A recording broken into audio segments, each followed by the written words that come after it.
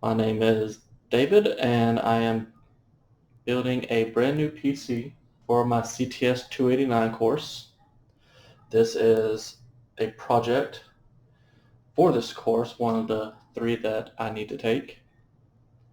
As you see, I have a ROG Strix X570E gaming motherboard, got a RGB cooler master for processor, got my GPU, the GeForce RTX 3090 from MSI.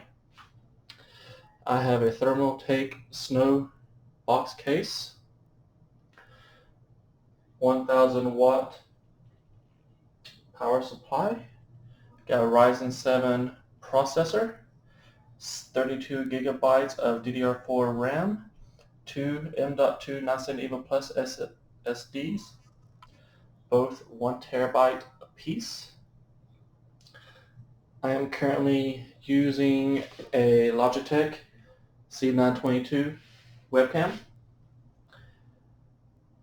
and this is, although my first full solo build, bear with me as I get this rolling out.